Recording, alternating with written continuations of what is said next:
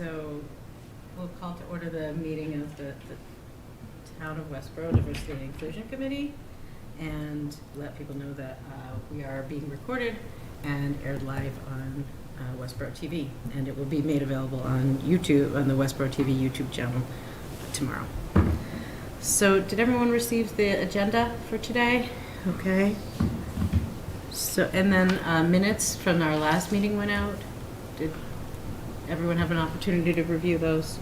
Feel comfortable to vote on them today? Yeah.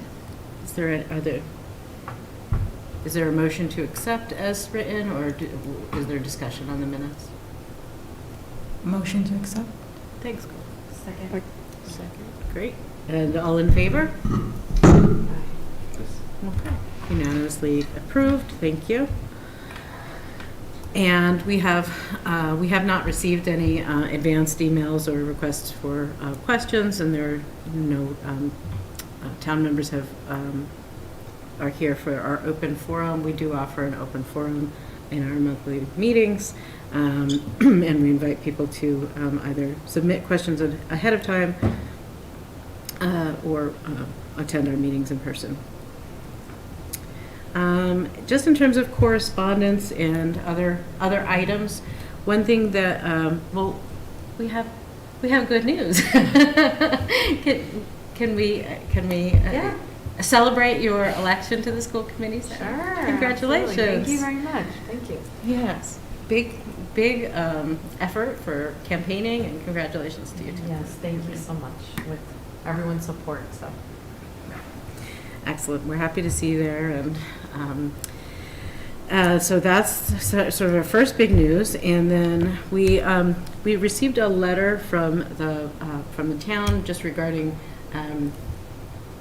a lawsuit, I believe, that was made that kind of talked about public comment when residents come to public comments. This is across the state. All towns and municipalities are impacted by this. That the decision that was made, the legal decision, is that during open forum we can sort of describe the time. We can sort of set the stage, set in terms of the time that people can respond and how we may respond, but we can't set the agenda for how and what people talk about. So I think it's that simple. Right. Kim? Yeah. Under the open meeting law, boards and committees are not required to allow open forum during their meetings, which if you choose to do so, this case that came down from the Supreme Judicial Court relates to a case in Southborough. It's very clear the only thing you can limit is time, manner, and place. You can't, based on content of the message from the individual speaking, there's no ability to really shut them down or ask them to stop or threaten to remove them. So I think it's just making sure that boards and committees are aware if you choose to have an open forum. And in this case, I think this committee follows a 3-minute limit. Speakers have 3 minutes to address the committee and effectively can say whatever they wish to say. The practice with most open forum agenda items, it's purely for the committee to hear what a resident wishes to say, and there's no response given at that time. So I think we just wanted you all to be aware. So for 3 minutes, up to 3 minutes, someone can come here and rant about football scores. Yep. Or any subject that they wish. Yeah. Yes. So I think we need to note that we received it, and we do have an open forum here where we do allow for a 3-minute. And generally, in the past, we've just said that we'll take it as information, and that it's not. We typically are not responding to that in the meeting, right? Mm-hmm. That's exactly historically how that's happened. Right. So. That increasingly the concern is around polite and courteous discourse is sometimes what the phraseology is, right. And there really is no ability to determine. That's not anything the committee can weigh on. If you choose to offer open forum, somebody can rant about football. They can speak in any manner or tone. with whatever level of floral language they might Yes. use. And any language is permitted, any foreign language? Yes. So, I mean, that's based on the current ruling, based on a case that was brought before the courts. I think the key thing that Kim mentioned here is that it's the committee's choice whether or not they want to offer it to begin with. Right. I think there's been discussion about amending that or creating different opportunities. So it doesn't have to be that format, meaning we don't have to, if we feel that that's the kind of, that we're not benefiting from it as a committee, then we can certainly make the changes accordingly. The idea is just that if we are going to offer it, then, we have to let people speak. Right. So I think it's something to be aware of and something you can continue to, at any point in the future, you can change your current approach. You can change the amount of time. But just for now, as long as it's a standing agenda item, those are the rules. And we can amend the agenda meeting by meeting, correct? So if we have an agenda that is, where we have multiple guest speakers, for example, that are coming, we may want to change the agenda just to say time doesn't permit the open forum, or we may want to have one meeting every other month or so, so that's really up to us to decide. But the way that we would need to do that is it would be an open forum without a restriction on. Yeah, and I haven't seen, at least on this committee since I've been in here, that there's been any abuse or I haven't seen it as a problem on this committee, so I'm not sure if anyone would want to take action at this point. But certainly if it were to become a problem where we find it disruptive or, unproductive, then we can certainly make changes, I think. Yeah, I agree. We haven't had really a history of, a lot of comment from, a lot of public comment, so. Do we need to discuss further, or are we comfortable moving forward? I think we're good.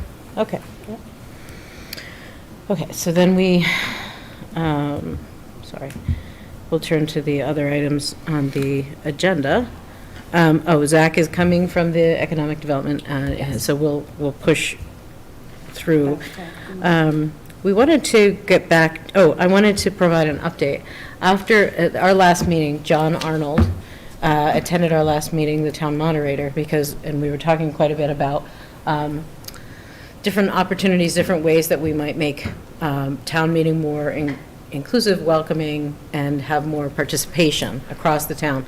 And then John asked, there's another town person who's not on a town committee, but that person and I attended a meeting with John to kind of further that conversation, and he's hoping to take this forward as another committee dedicated to really looking at town meeting, how can we make it more inclusive. So I told him that I would bring that back here, and he's really committed to going forward with some of the suggestions that came up here in our meeting. We have we have the opportunity because town meeting is coming up on the 25th. Yeah, on Saturday, the 25th at 9.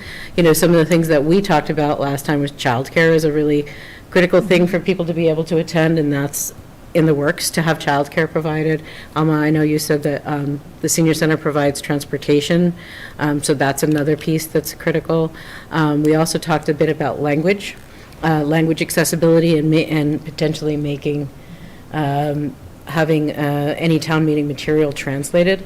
The schools, if you receive emails from the schools, there's always the option for the in 5 different languages, and you just click the link. And can we do the same with any town meeting materials? That's something that I think I would propose that this committee kind of bring forward. I don't know that there's a cost. If there is a cost to that, but if we could, I'm not quite sure of the process, but the school does it already. And can we reach out to the school and find out what is the process?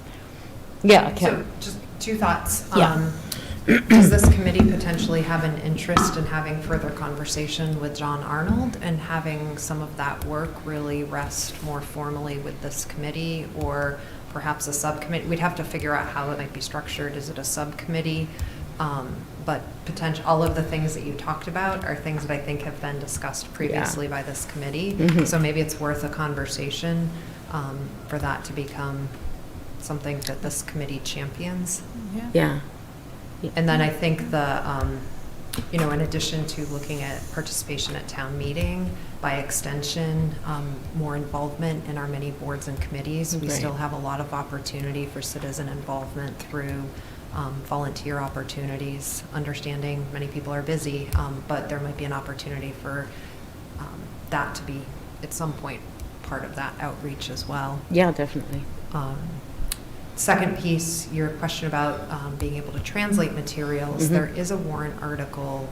We are working with our current vendor for our website, Civic Plus, for some upgrades to the website. And my understanding is one of the functionalities that we would gain is the ability for some translation. Now, it is somewhat limited. It's not a lengthy list of languages, but it's something we don't presently have. So there would be the ability That's for great. documents posted on the website. There are other municipalities who use the same platform, and they Okay. have that functionality. So at least as a starting point, Yeah, that yeah. might be something.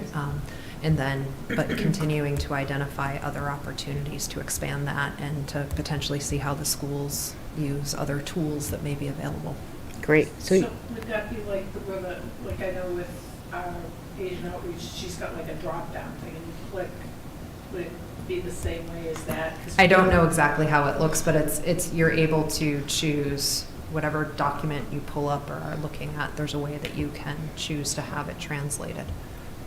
Because I remember this, either Amber or somebody saying there's like 27 different languages spoken in the schools, Right. but I don't think we can No, conceivably translate it to 27 languages, No, so. I don't think we would hit all of I it. think the schools send in five different languages. So, but I think if we're hitting, that's a larger, That's a pot- start. Yeah, it's a Yeah. good start, and so, yeah. Is that for the March 25th warrant? Yes. Excellent. Yeah. That's great progress. We were, there's some good functionality. I think we're hoping that if it's funded, we would be able to begin work on that very quickly. And I think it's, the overall goal here is to have the website be better used as a communication tool. And I think there's a lot, when we think about that, there's a lot to it, including being able to reach communities and individuals that don't currently receive information. Yeah, excellent. Well, that's a great start. I think we should consider whether we would want, I think we should talk with John about what he's kind of thinking about for the group, because it may be a community-based sort of more grassroots. I don't know, but I know that if it's a subcommittee of this meeting, then we do have, I don't know if we all can be it. There are open meeting law considerations, obviously. So, and I don't know what John is thinking, if it's more of a project almost, or an ongoing committee. So it's sort of just in the very early stages, I think, at this point. But what do you all think? Yeah, I mean, just to kind of, I actually have a question for Kim. So, and it might also be a question for Mr. Arnold, and I missed his presentation, so I'm not sure. But when the articles are brought forth for the warrants on the 25th, for example, is there a special or specific order in which they're presented? Is there any thought given to that, or I'm sure there is. Yeah. So. Yeah, this actually came up ahead of the fall town meeting. There was actually discussion at the board level. And it's typically, if you look at warrants, particularly for the annual town meeting, it's often the budgetary items initially, then you move through. It is a similar order. You have zoning bylaws typically hitting about the same place in the warrant, and then typically the last items are any citizen petitions. But if you look at, there does tend to be an order, and the budgets are typically your first items. Okay, so I was going to suggest to look at, if we're trying to promote accessibility and participation, then perhaps, looking at the order more closely, trying to bring forth those warrants, those articles that would apply more largely to the population in terms of, like, for example, if there's something with the schools, if we're trying to really target a population of people that we know may not be able to stay throughout, or, you know, because it's very hard to predict when you get there what time an article is going to be voted on. And so, you know, like, especially people who went for the library vote, I'm sure you know, like, it just went on. So I'm not sure how much thought is given to that, but that's perhaps something to look at as well, to see if we can address those issues without generalizing, but trying to address those things that would potentially have the most turnout. So the warrant, it is the select board's warrant. So one of the starting point might be I can find the meeting and the minutes from the meeting at which the discussion came up. It might just be helpful for you to see what that discussion was. It was specifically around the timing of the library article, and there was an ask for it to be brought forward, and then there was some after the fact and the way things played out, you know, some subsequent thinking, well, had it not been moved, maybe it would have been the first item the second night. So the timing piece is always somewhat, you're never going to know for sure. Right. But I'm happy to identify that meeting. It was in the fall, and get those minutes to you so you can all at least just see what was raised and kind of what the board's deliberation and discussion was. Okay. And I think there is some sequencing too, because there are sometimes an article that is dependent on a previous article. Yeah. So there's those that they're almost bundled. Do you know what I mean? But they're generally related to the same topic. So, yeah.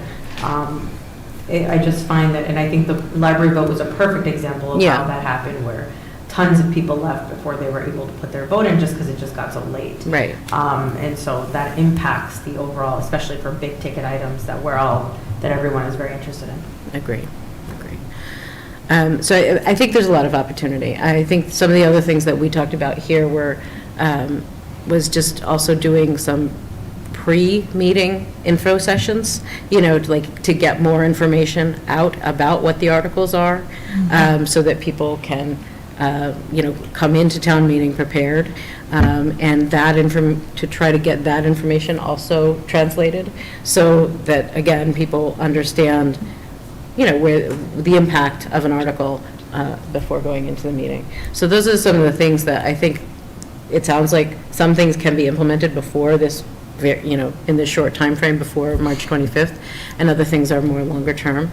But it's great to see that, you know, people are open and wanting to move forward with this, I think. So if there's any other meetings or anything else that comes up, I will forward that to this group. All right, so the only other thing that just popped in my head. Yeah. If we translate things for people to read ahead of time, if they choose to speak at town meeting and don't speak English, who's going to translate for them once they get there? That's a good point. Yeah. I mean, it's all well and good that they know what they're there for, but like I said, if they want to speak on it. Well, actually, that applies anyways, right? So, yeah, exactly. And somebody who wants to communicate and cannot, do we have a provision for that in terms of how that's handled when? No. Okay, we don't. Can they write a written statement and then somebody can just read it for them on their behalf? Is that potentially? Yeah. Yeah, it's yeah, under those circumstances, I think they could. Yeah, like I said, I just have to think about that. It's like, oh yeah, this is great. Oh, but wait. Yeah.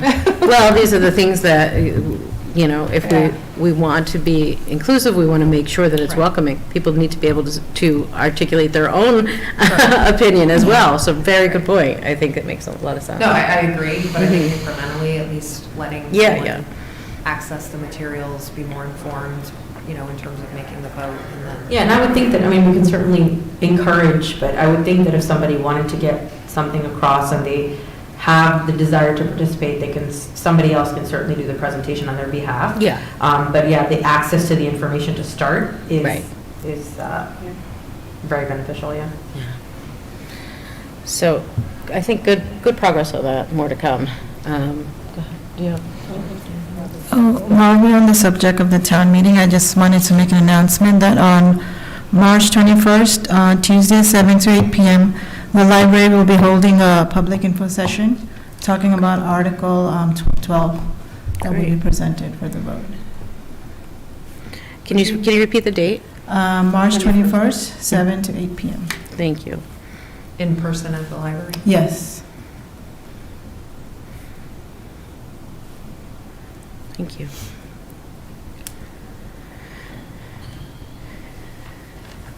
Okay. Let's see, the other opportunity, the other item that is on the agenda before Zach was to talk about opportunities for community feedback and possible survey questions. And Colette, you had, this was something that we weren't able to get through on the last agenda, but you had kind of put together some questions for the group. Do you want to talk about that? Okay.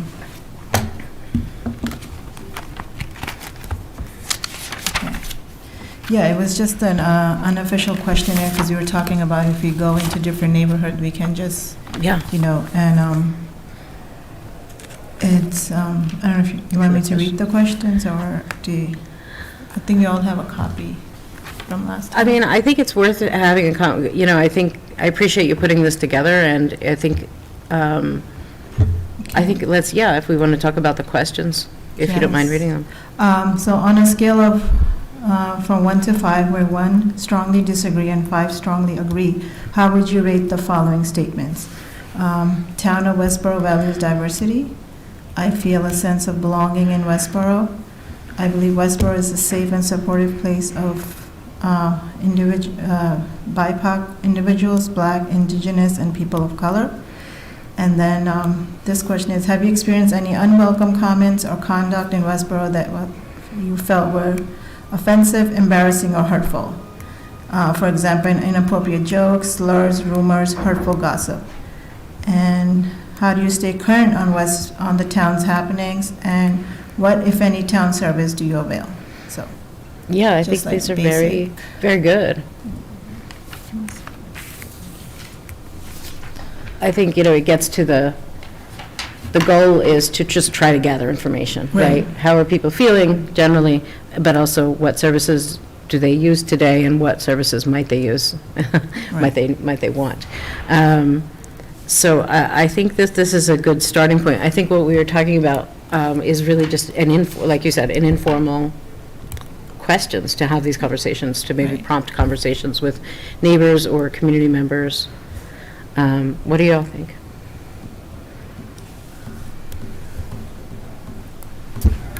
So I know Ian once mentioned about the farmer's market. Again, we can set up a table there Oh, yeah. and then I'm just, sorry, I didn't understand. you mentioned one time about at the farmer's market, like setting up a table, something, Much more and then basic just. than that. yeah. I said the shop and stuff. Shop and stuff, okay. Yeah, But, there's two things that we need to do, right? One is understand that this will not be a representative survey. Sure. no, Right. yeah, The second is that when we ask these questions, they will not be put into any context. So we won't know anything about the demographics of the people, how they, what slice of Westborough society we're actually capturing. Right? So that's part of the problem that I see with anything like this. Despite the fact that I think it's a really good idea, Mhm. I'm just concerned about how you take that information, process it, and come up with something useful. And I don't know the answer to that. I'm still thinking about it. Okay. I think that there's a place in, in this kind of information gathering for quantitative and qualitative information, and I think that this is more, the anecdotal qualitative information, and I think that that's at the, we're not engaging in a full survey, we're not engaging in a full assessment of the town, but I think this is just a way for us to informally gather some information, anecdotal information. I don't think it needs to have the scientific rigor that, when a study would, but it's really just sort of a way, I think an opening for us as we're out in the community or represent, working with other groups to ask the questions. And I think, some of the questions around the services that are currently used or, your experience when you've, when you've been in those situations, what has been your experience there? I think it's, worth asking, No, worth checking in with I people. agree with Donna. I mean, it's not a scientific study, but Yeah. if we get, if we get 25 answers, 25, surveys back, and 20 of them say, I don't feel safe here, is whatever that question was, have you experienced unwelcome comments or conduct in Westborough?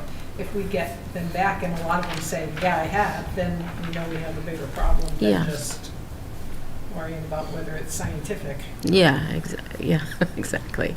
So I guess we can sort of look at it as a preliminary, Yeah.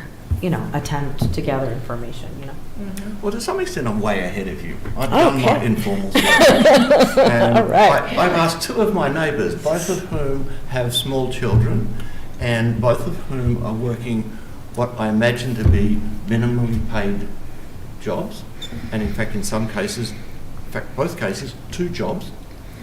And those neighbours were not aware of the services that the library provided. They understood that they had books, but didn't know about museum passes, streaming services, or movies. And 1 out of 2 of my neighbours did not know where the library was.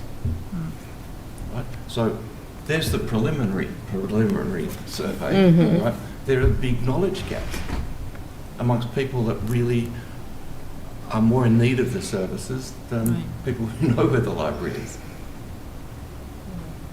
But so yeah, I think extending that information set is going to be very valuable. Mhm. Well, and one of the things I think when,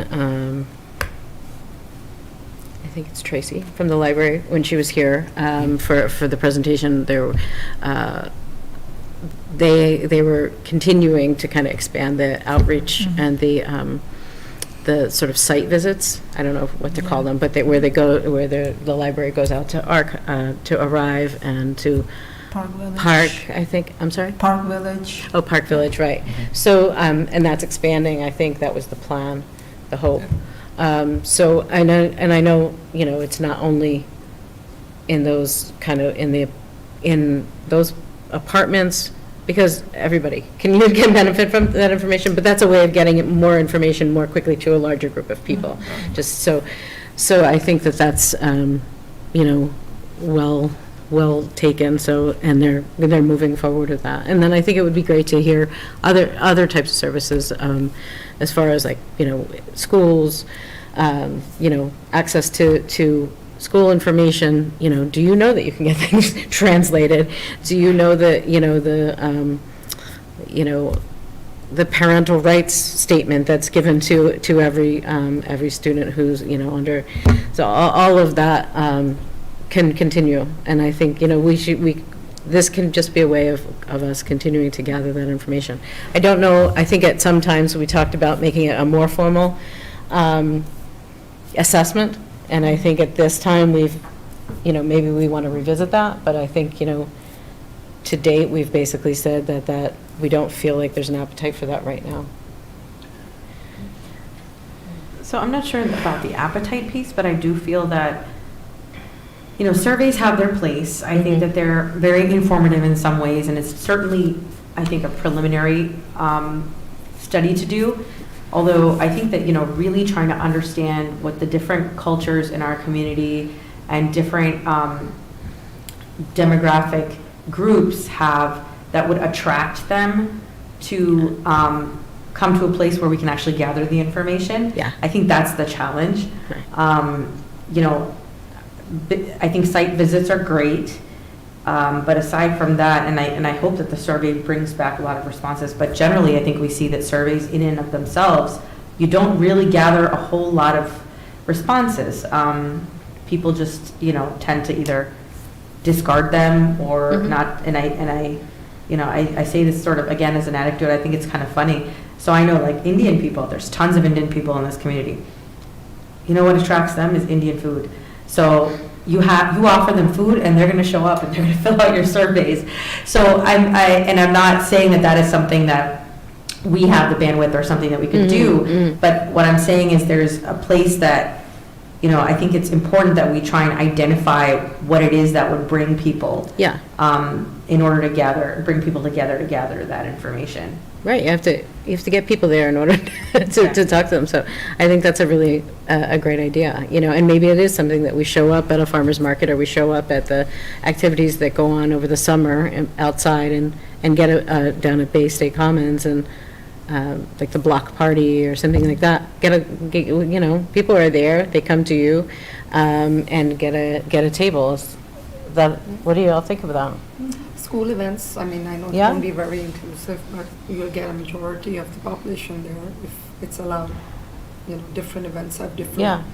people going to it. And Arts in Common too, I think that's one. Yeah, that's in okay. October, September.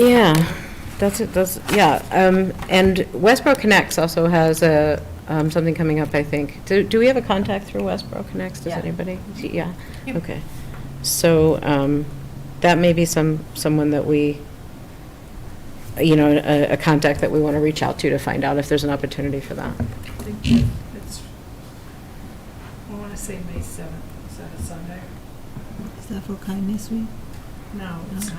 Actually, that's a great point. Westborough Connects or any of these organizations that are already doing a lot of this legwork, but also Yeah. they have the ability to create that social gathering Yeah. that we need in order to target groups. I think that's really beneficial if there's some collaboration that can happen there. Yeah, I think we can just partner with people who are, kind of doing some of these gatherings to begin with, and if we can just partner with them.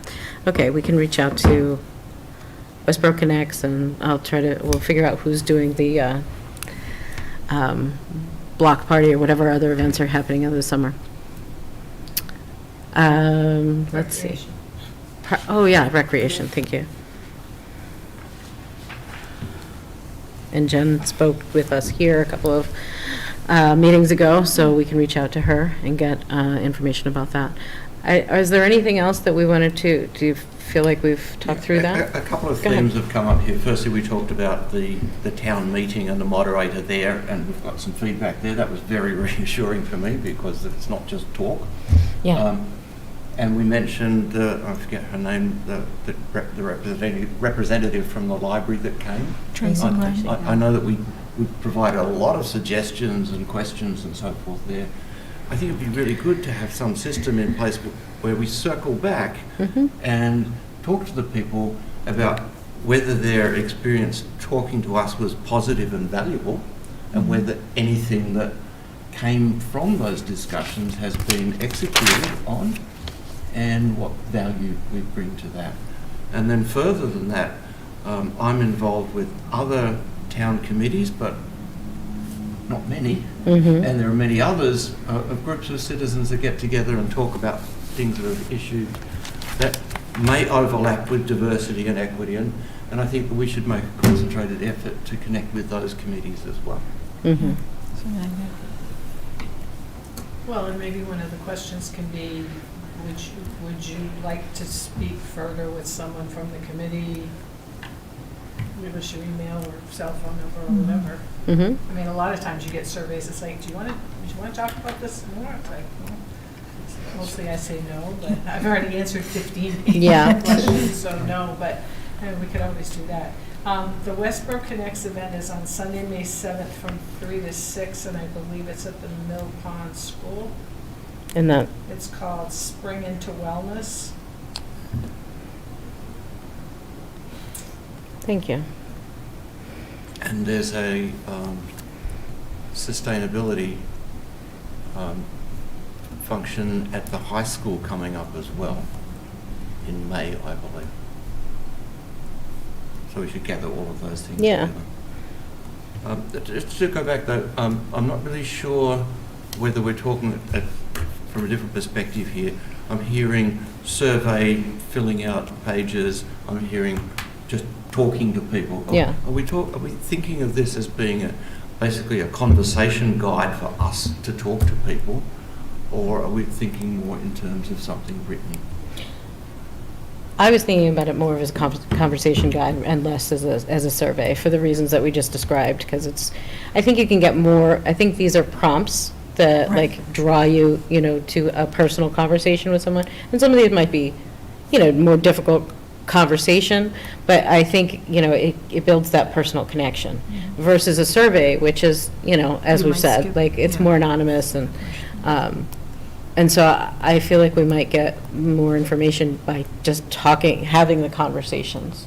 But we've talked about a survey in the past, so, I mean, it's on the, do we want to bring that back? What do you all feel? I think that anything that we can do as a committee to go out and talk to people is going to be valuable. Yeah. Short of it, but not necessarily a written survey that we're sending out. Agreed. Okay.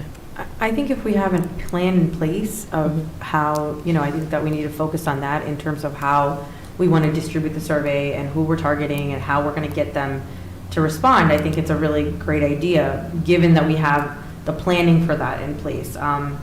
I'm not sure if that was already discussed or, but I think that would be the more relevant piece here, putting together surveys, sort of the easy part. It's about distribution and response that, we want to guarantee that we're going to be able to do that. I was going to say with Westborough Connects also, and I'm not sure if there is an opportunity for collaboration here and at all, but, again, they have the ability to create those social gatherings that we need, and they do it on regular. I was just checking my email, and I got an email from them about, Yeah. a coffee coming up. So perhaps, there can be a discussion to see where their email lists come from and what their target population is and how, I think that that's really important piece of this is identifying who we're trying to and getting it to the right people and getting a response. Agreed, yeah. Well, I think the survey came up when we were talking about doing like a more of a full kind of assessment and bringing in, putting it on the select board agenda to request a consultant to sort of lead that effort. And we've kind of taken that off of the table at this point, just because there was a cost associated with that. And, given we just felt like that's what I meant by the appetite for a cost with a consulting company coming in and doing that kind of full assessment, and that we've had a number of, like you said, a number of assessments that have been done. There's the senior assessment that's happening, the schools did one recently, and so kind of looking at those, we wanted to make sure that there wasn't they weren't duplicate, that there wasn't redundancy in that. I mean, obviously it would be looking at different kind of, but people get fatigue from answering so many of these, and so we kind of just tabled that, thinking maybe the timing of it wasn't right, and maybe, we revisit that at a future point. And in the meantime, we go forward with, there's nothing stopping us from going out and having these conversations with community members, and gathering that anecdotal information. Yeah, I think that would give us a feel of what people are feeling, and, so that's a good starting point, just conversation. Yeah. I do think, to the extent that your questions are focused on town services in terms of being things that are actionable for this committee, I do think there's probably some value in an understanding of how people feel more broadly in the community. But I also think, in all likelihood, some of the initial questions people are probably likely to answer from the perspective of out in the community versus coming in seeking services. And so just making sure that if you get information, is it information that you can then act on? Yeah. So, Right. but I think you want context as well, so I can understand. I do think your idea of getting out at some of these community events, because I do think their goal is to reach broad audience, be able to even just observe who's there. And that kind of goes both ways. Get some feedback of people who are there, but then this committee can also potentially take a role in the future in helping to promote more of these events in the community. To the extent that we find effective ways to do that. Yeah. So we'll talk to people, we'll talk to our neighbors and the different groups that we are already working with. And we'll reach out to some of the other existing town, community groups, like Westborough Connects. They're not necessarily part of town services, but the community groups, and maybe we can partner with them going forward for some of the upcoming events. Sound like a plan for today? Okay. All right. So with that, then, we can, I think, turn to Zach, who is here from the economic develop. Zach, are you ready to go forward? Great. Thank you for coming. Zach, did you want to project? I will project if that's possible.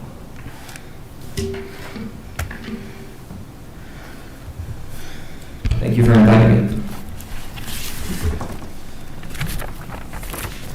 Sometimes I have to drag it.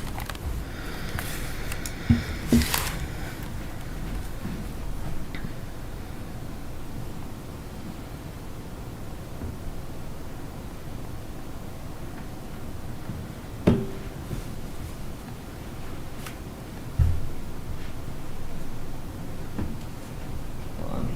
Now my computer is glitching.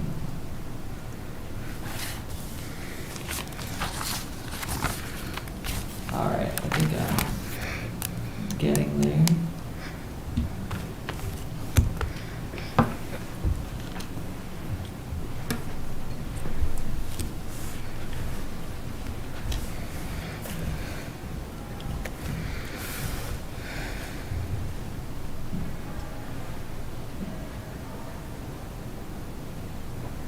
Okay, here we go.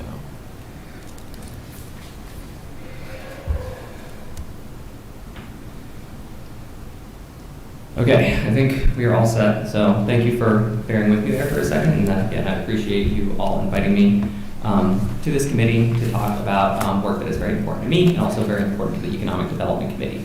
As you may recall, I spoke to this board, I believe in October or November, prior to when the EDC kicked off this work. For context, this particular project was a recommendation from the Local Rapid Recovery Plan, LRRP, which was a piece of planning work that we did in 2021 to assess how we could help our local economy with a particular emphasis on our downtown and small businesses bounce back from the COVID-19 pandemic. One of the things that we learned as we were doing that work was that more broadly, underrepresented businesses such as women-owned businesses and minority-owned businesses were adversely affected by the COVID-19 pandemic. In other words, they had disproportionately negative effects when compared to more, I guess, traditionally owned businesses. We also realized as that we were doing some of the survey work and some of the outreach work for the LRRP that we had a very difficult time connecting with and getting information, a very similar problem to what you were describing, to underrepresented businesses in town, of which there are many. And so one of the recommendations from that piece of work was to do an additional study to try and focus outreach on underrepresented business groups and to try and develop an action plan for how we can better support them as a municipality, focus specifically on business owners, and how we might better engage them in economic development conversations, business development conversations going forward. So we have kicked off the project. We kicked off the project really in December and January. I met with our consulting team, which are from the University of Massachusetts Collins Center for Public Management in Boston. In January, we started to talk about work plan, project timing, and kind of expectations for each sides. This is generally the work plan. I would expect that the project would wrap up towards the end of the year, ideally November, potentially December. Right now, we're really in the midst of document review, so our consultants and I met and we talked about, we tried to refine the scope of the project a little bit and talk about which documents or materials might be most important for them to review. Because this project is business focused, a lot of the documents that they'll be reviewing and what we're seeking to do is understand how businesses interact with the town, the ways in which they do that, and the ways in which we can make it more accessible to businesses from non-traditional backgrounds. So thinking about things like business certificates, paying your taxes, applying for grants, getting a permit to change an occupant, all of those kinds of things are things that we're hoping to look into and potentially improve after this work. So we're in document review right now. We will be kicking off interviews soon. First interview is actually happening tomorrow afternoon. And then interviews will continue through March and May. We've actually broken interviews down into two phases. One is for staff and kind of municipal and community leaders, and the other is for businesses directly. After we get a sense of what we're hearing from staff, from community members, from business owners. We're going to develop a survey to distribute to underrepresented business owners. Thankfully, we have, because of our Shop Westborough directory, we have a relatively large list of businesses that identify with underrepresented groups, either minority-owned businesses, women-owned businesses, even veteran-owned businesses. And so we hope to tap that list to get a broad understanding with questions that are informed by our conversations from the interviews about how businesses interact with the town and what are opportunities for improvement. Throughout this entire time, we will be doing permitting review, and so as part of the document review, I share with them links to many, many different permits, and we can talk about a little bit about that more later. We're going to be going through and looking at how they might be received by businesses who might be less familiar with the English language or with regulatory and permitting processes here in Massachusetts, but also in the United States more broadly. Then October and November, once we've had some times to synthesize what we learned from the survey, from permitting review, and from our interviews, we're putting together a draft report, reviewing it, maybe tweaking it a little bit, and then the final report sometime in November or early December. So that's a rough picture of what this is going to look like. Just to give you a better sense of the document review and kind of what's been going on over the last month or so and what will continue to go on for the rest of March. Really, there are kind of 4 buckets: context documents, plans and studies, permitting and regulations, and outreach. For context, provided things like annual reports, organizational chart, economic development forum, demographic information about the town, some of which was provided by the schools. Plans and studies, we really limited to the master plan, the rapid recovery plan, and the economic development self-assessment tool from 2013. Again, this is to give you a flavor of some of the permits and regulations that we are asking our consultants to review with us. They go from everything from a commercial building permit to a site plan review application to plan review application with the Board of Health, food permit applications, tobacco regulations, water sewer connections, business certificates. So if you're like a new business in town, typically you have to register for a DBA, and that's something that's run through the town clerk's office. It's a process that also involves the community development department. So we're going to be looking at a lot of these types of licensees and permits and trying to think about ways in which we can make them more accessible to businesses from underrepresented backgrounds. Additionally, we're looking at outreach. So things like the town, the EDC social media accounts, our websites, and other ways that we try and engage business owners. And then for interviews, we've developed a pretty firm list of who our community interviews will be. So some staff, from the town manager to various department heads, from departments that we think are those departments that interact most with businesses, and again, particularly small businesses. Larger to medium-sized businesses will typically outsource some of the kind of permitting and regulatory work, or a lot of the ways in which a business will interact with a town. It's, I think, less applicable to larger and medium-sized businesses because they will do that through an intermediary or have paid staff to do it. So we try to think about where small businesses interact with the town and interview staff from those departments. There are obviously some important boards and committees to interview as well, including this one. I have already shared the contact information for the co-chairs of this committee with our consultants. What we decided would be the best way to engage this board for an interview would be to have them, likely through an introduction from me, reach out to the co-chairs, and we'll leave it to the co-chairs of this board and the members of the board to determine whom would like to be this board's sort of interviewee in their capacity as a D&I committee member. I know there are several members of the board that own or operate their own businesses in town. For phase 2, which we have less firmed up at this point in terms of who we're going to be interviewing, we are definitely considering interviewing businesses who've expressed interest, either as feedback from me presenting to this board or other businesses along the way. We will probably determine which business owners and other business organizations we interview based on some of our preliminary interviews with staff and community leaders, as well as my knowledge of, what businesses that I've worked with recently as they've gotten set up in town have interacted with which departments and boards, or have had to file for what permits or applications, and we'll probably prioritize some of those businesses because it'll be really fresh in their minds about what their experience was like. And then that's really all I have for you today, because we've most of what we've done is brainstorming around how we can do document review and interviews. And, we're kind of just wrapping up document review and moving towards the interview phase now. So if you have any questions, feedback, or concerns, I'm more than happy to take them into account and discuss with our consultants. Additionally, what I will say is something that I have discussed with our consultants and that we expectations set pretty early on is that it would be my preference to do periodic updates to several boards and committees that might have an interest in this work.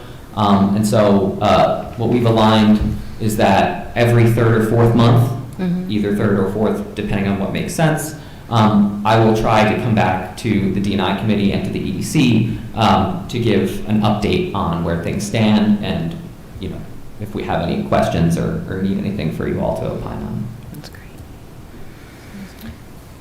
So, Zach, I just want to say first that you are such a rock star. I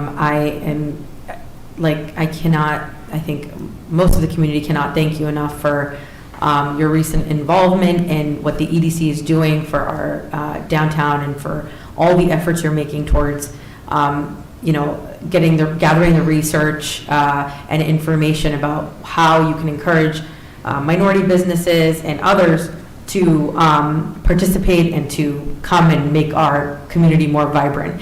So I want to just say thank you to you, and I think you're going to really help us and make our job easier by sort of also trying to identify those groups of people that are not generally recognized or not able to communicate, but you're sort of opening the door for them. So I have to thank you so much for that. Thank you. I really appreciate the kind words. It means a lot. And, I think also this work hopefully will, as this committee works through its outreach with a more broad lens, like to the community, my hope is that this work, the survey and the interviews that we collect, I'd be happy to share with you guys and let you all know what comes out of that, so that can be a starting point or additional information for whatever survey and research work that you all do as well, because that is equally meaningful and important. Thank you. That's wonderful. I really appreciate that you've come back and that, you have included kind of, you've kept us updated all along the way with this project, so thank you for that. You had mentioned that language is something that comes, language accessibility, I think is a key priority here. And you had mentioned that that's also been, one of the challenges just in terms of the way that small business owners might interact. What are you finding in that regard? Well, so given that we haven't started the interviews or the survey yet, and the short answer is we haven't found out much in that regard. Yeah. What we would hope to do is use the survey specifically to try and get a broad understanding of what are the languages that folks are most comfortable with from underrepresented backgrounds, and think about that when prioritizing recommendations for what the town might do with certain applications and considering providing them in different languages. I think the EDC, we don't have the expertise to determine that. Yeah. Some of the ideas that we've kicked around just in brainstorming sessions is something like, potentially, the goal of this work is to come up with sort of like actionable next steps that ideally won't be too costly for the town to implement to improve its service and accessibility to underrepresented businesses. One of the ideas we kicked around doing that has been, like, once we have a better sense of, what businesses or what types of businesses need what types of languages and what applications are the most critical for those to be in a different language, as a cheap intervention, taking our application, throwing it into Google Translate, reaching out to a local area school like Framingham State or Clark or Assumption or some school in the area, and seeing if there's like a graduate student or an undergraduate in the foreign language department that we are trying to translate to, who can like review our sloppily and most likely incorrect translation, like and sense check it and say, okay, this means something totally different than what the source material does, and we can't do that. Or ideally, if we can have them review it, like tweak the language from the cheap translation and provide us with a better product that we might be able to use. And then, I don't think that'll be 100% perfectly understandable, but, you know, the current situation is 25% and that's 75%, I think I would see that as an improvement. And so that's just one idea that we kicked around Yeah. without knowing what languages or what applications are most important.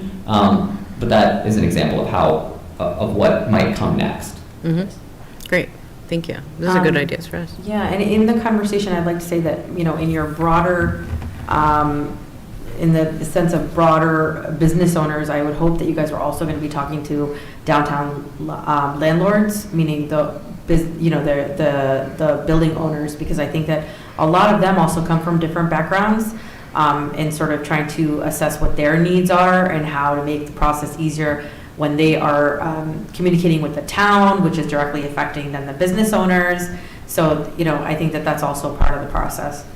I think that's a great point. I'm happy to share that with our consultants. Unfortunately, I can't promise that anything sort of not outlined in this presentation will happen, because we have a negotiated scope with our consultants, and, you know, we wouldn't want to expand the scope beyond, you know, what we have paid the consultants to already do. So it's definitely something I'll raise. I can't promise that we'll interview or meet with 100 property owners or 50 property owners, but I think it'd be great to get at least one or two. But again, I can't promise that because the scope has already been negotiated and defined. Sure, and I think that's part of what you have the consultants for, but that doesn't preclude us, you know, from the EDC going out and doing it as well as part of the research project. So I just think that it would be greatly beneficial. I've had personal experiences where I feel as though that the language barrier that, you know, the landlord has faced has caused them to not only be non-compliant with what the town is requiring, but then makes it very difficult for the entry of a business. So it sort of goes hand in hand. Certainly. Great point. Zach, you've obviously been close to this business for some time and extremely knowledgeable. When you put together this survey, I suspect you have a pretty good idea of what's likely to come out of it. Is there a way that you can imagine how you would react if you were surprised by some results, and start to cover the questions or the approaches in advance of being surprised? So I think it's a tough question to respond to, because I could be surprised in both ways. I think in one way, all the businesses could respond and say, everything's great, you guys are doing a great job. And then, you know, I would be surprised. And quite frankly, I'm not sure what I would do with that. It's not a response that I'm anticipating. But on the other hand, things could be much worse than, you know, what I expect. And, you know, in which case, I think then, you know, I don't think a ton changes. I think it's just that if things are much worse, our action plan prioritizes the items that we can do now or that we can do soon with little resources or fewer resources, and then maybe, you know, we take those bigger items and we circulate them with other, you know, boards and committees in town, and, you know, suggest that they be something that we think about doing, maybe not in the next year or two, but in the next, you know, 4 to 6 years or something like that. I will say as well with the survey, I'm not 100% sure what to expect, because I think as, you know, I do think about regulatory and permitting and business support a lot. I am guilty, I think, as many of us are, of not always thinking about that from the lens of somebody who's not like me. So I don't know what, until we start doing some of the preliminary interviews with with staff and especially with the businesses, I'm not even necessarily sure what points that we are going to emphasize in the survey yet. I think that's part of that process. I have some hypotheses, and it may well be that those hypotheses are what we do, but you know, without applying that lens to my thinking yet, and I don't know as much what the survey will look like, let alone what to expect. I hope that answers your question. It's an unanswerable question, as you said at the beginning. I'm a scientist, and I'm always looking to design the next experiment in case I get an unexpected result, and do it at the same time, right? Just so it happens more quickly. That was the background. Got it. Thank you. Zach, do you think the answers will be different in light of the pandemic and the shutdown, I mean, everything that happened in that, if it hadn't happened and things had been whatever normal was, I don't even remember 3 years ago. But do you think the answers will be different now, skewed a little bit because of what happened during the pandemic? I think it's possible. One of the things that I would expect is that underrepresented businesses may say in the survey or may say in the interview that we had no idea about all the aid that was out there. Or like, we didn't know about payback protection, we didn't know about, restaurant revitalization fund, we didn't know about, all of that other, about EDIP and the federal resources that were available.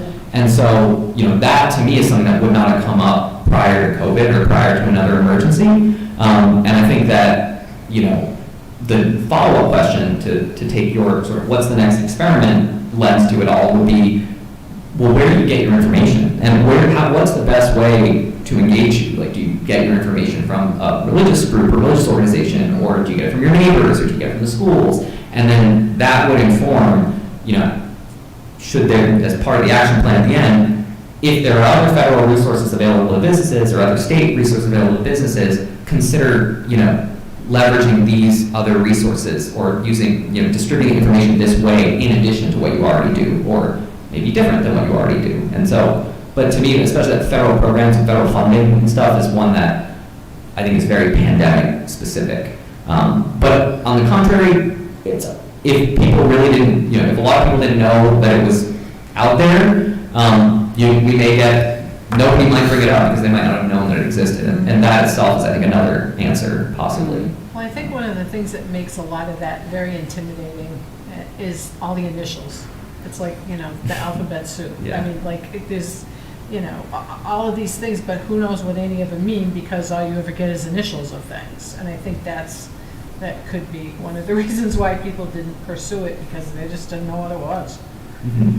I think that's a great point as well. I mean, in feels like in government, especially whenever you're dealing with the state government, it's acronym after acronym after acronym, and they're not always used, or the underlying meaning's not always there. Like, it's not like, so I completely agree, and I think that's a good point.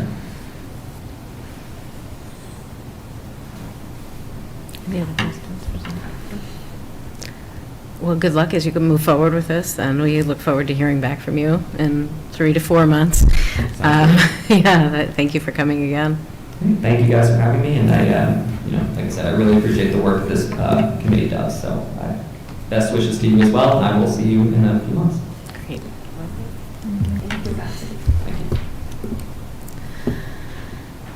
So with Zach's presentation, I think that we have covered all the items on the agenda. Are there any other items or discussion that this committee wants to have today? Ian, as I was making notes, I just wanted to go back. You had mentioned to re-engage with some of the folks who've done presentations. So Zach has made a couple of reappearances here. I think we can reach back out to, the library and rec, and maybe they don't need to come back here, but maybe if we can just send out an email correspondence like that. So I'll take that action, and if people want to come back, they're always welcome. Sure.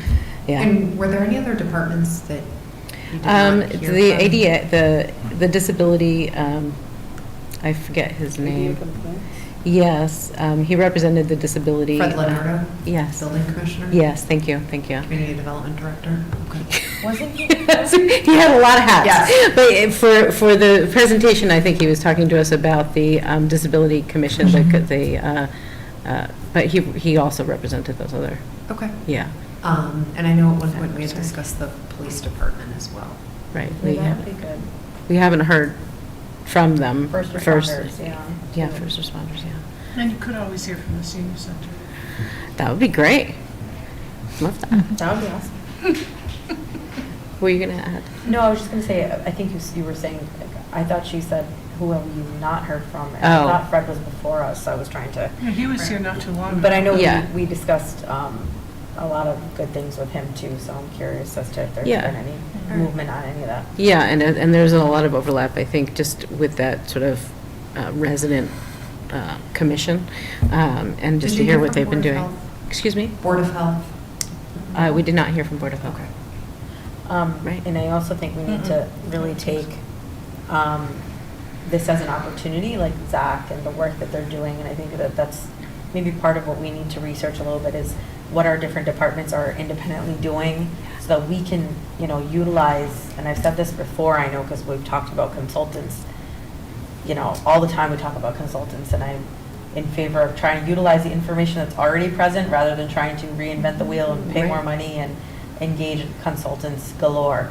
So I think it's important for us to look at that to see like who's gathered what information and how we can utilize it, because I think that their budgets are just much larger, and they have the bandwidth, and they're already producing the information, so it's there at our fingertips. We just have to, I think, compile it. Yeah. And the schools are a good example of that. EDC is doing a lot, and clearly they have a focus and objective to try and help underrepresented populations. So that's our work right there. Exactly. I think the school committee, not the school committee, sorry, the district did a sort of district-wide survey, I think it was in 2021.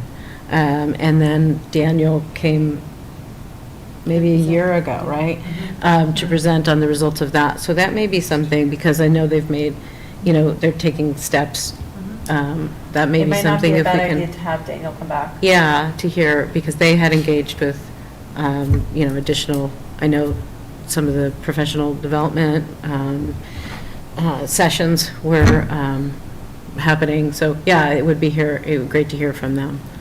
And maybe don't, I'm sorry, John. No. Maybe too, after we've talked to all these departments, that we need to sort of think about doing some work to find out what the municipal employees need. Like, what do they need to continue to interact successfully with a lot of our diverse communities? Yeah. When you knock on somebody's door and they don't speak English and you're trying to read the water meter or something, like how do we give them the tools to be better at their jobs that way? Yeah, and as an extension of that, when we're actually doing survey or gathering information, the clerk's office is a great place to just get information as to who's actually coming in, what types of things are they requesting, what kinds of, I think that's really valuable information as well. So, and then there were direct surveys. So, for example, there was a survey done last year by one of the people looking at people who are over the age of 55 and asking them various questions about their interaction with the town and their expectations. That's it. That would probably contain information about the ageing population, but also different demographics as well. Sure. So that, I'm not sure if that survey's been completed or analysed. The senior survey, do we know, is that That's due out in mid-April, Right. the full results. The full results, right. There's quantitative, qualitative, demographic overview. It'd be interesting to know even what proportion of people responded to that, because they were directly mailed out to town addresses. Correct. Well, that will be in the report, I would Final imagine. number, but it was, I think we hit around 25%. is any of that conducted directly through the senior center? Meaning, as a forum, considering we've got so many seniors that go there, I mean, is there any information gathered, there via survey or otherwise?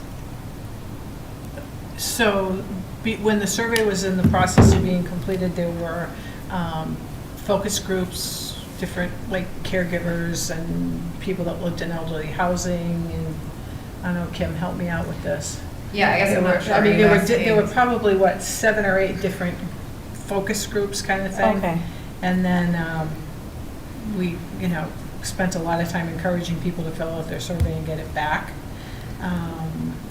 And that's... So there was direct involvement. Yeah, I was just checking. Oh, yeah, definitely. Yeah, we engaged a lot of community groups and departments and entities. And it was a good turnout? in terms of the responsive, like in terms of number of responses? Yeah. 25% is. Oh, is that what you said? Okay. Yeah. So, That's we- pretty good for, Yes, that's a it high is. number for a survey. It is. So we, by mid-April is when it's UMass Gerontology Department that's doing all of the work. So everything, they're working on the final report. And I think what we can do, the timing might be at our next meeting. Mhm. We'll know what the rollout is because there will be community presentations, we'll be seeking feedback and then developing an implementation plan next step. So timing should be good with our next meeting. Great. So is that something that you would be able to bring back? Great, thank you. I'll put that, so just my follow-up notes, next agenda, update on that. And I've got a few departments to reach out to, but it sounds like invite a couple more departments. Yeah, that would be great. And then I'll reach it back to the people who were here, let's say in the last 6 months or so, and just say, talk about, anything that's been implemented since, and if it was helpful for them to come here and kind of just keep that line of communication open. And potentially another update or invite John Arnold back. I wonder if on the heels of town meeting, Yeah. it's a good time to try and keep momentum going in terms of whatever those next steps may be. What do y'all think? Be good to hear from John Arnold next time? Yeah, we You can. guys heard, I actually wasn't here. It was last Yeah, meeting? yeah. And we were just, discussing all of the ideas too, but he was very open to it. So I think it would be helpful if he's available. I don't want to have so many speakers though, because Right. we lose, we just try to get too much done. Yep, agreed. So, yeah, let's figure out who might be available, I guess. And then I'll bring back anything else that new committee might be coming together. I'll bring that back here. So anything else then for today? We've covered a lot of ground. All right, so then shall we have a motion to adjourn? So moved. Thank you. And seconded, and all in favor? Okay, and we're adjourned. You just knock on the